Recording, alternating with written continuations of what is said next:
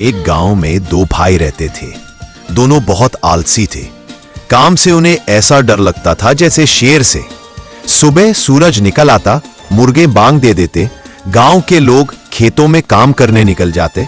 लेकिन ये दोनों भाई अब भी चादर तानकर पड़े रहते। उनका एक ही सपना था, बिना मेहनत के पेट भर खाना। पिता के जाने के बाद उनके पास थोड़ी सी जमीन थी, मगर वे रोज यही कहते, आज बहुत गर्मी है, कल करेंगे। और उनका यही कल कभी नहीं आता। धीरे धीरे घर का अनाज खत्म हो गया। एक दिन दोनों को जोर की भूख लगी, पेट में चूहे दौड़ने लगे। तब पहला भाई बोला, चल जंगल चलते हैं, कुछ न कुछ मिल ही जाएगा।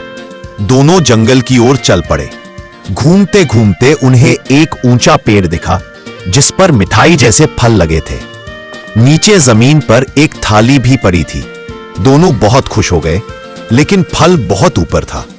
दूसरा भाई बोला, तू चढ़ जा, मैं नीचे खड़ा हूं। पहला बोला, नहीं तू चढ़, मुझे चक्कर आता है। इसी बात पर दोनों में बहस होने लगी। बहस करते करते वे थक गए और आखिरकार पेड़ के नीचे ही लेट गए। तभी उधर से एक बूढ़ा आदमी गुजरा। उसने दोनों को जमीन पर पड़ा देख पूछा, बेटा यहां क्यों पड़े हो? आलसी भाइयों ने कहा, भूख लगी है, लेकिन फल तोड़ने की ताकत नहीं है। बूढ़ा आदमी मुस्कुराया और बोला, अगर भूख लगने पर भी मेहनत न करो तो जिंदगी कैसे चलेगी? इतना कहकर वह आगे बढ़ गया। दोनों ने उसकी बात सुनी, मगर उठे नहीं। शाम होने लगी और भूख और बढ़ गई। तभी अचानक पेड़ से एक फल नीचे गिरा, ठीक उनके पास। दोनों खुशी से उछल पड़े।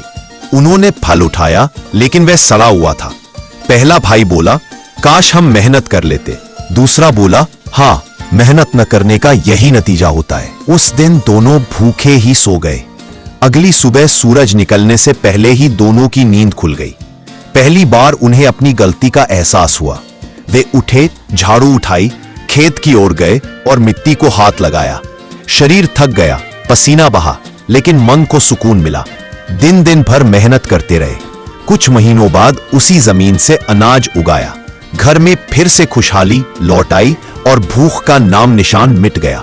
तब दोनों भाइयों ने समझ लिया कि जो मेहनत से भागता है वह भूख से नहीं बच सकता। मेहनत ही असली ताकत है। काम टालने से सपने पूरे नहीं होते, सिर्फ पछतावा हाथ लगता है।